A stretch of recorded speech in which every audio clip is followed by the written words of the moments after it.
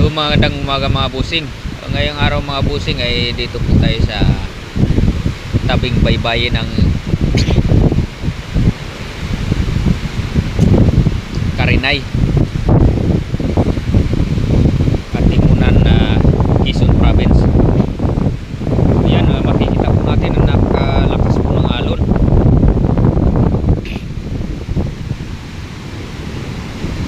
Malakas po din yung hangin at may low pressure area po kasi.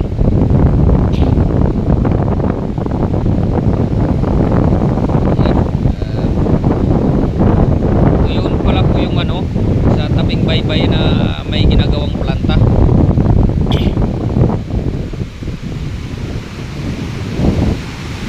Yun, sobrang pagkalakas po ng alon.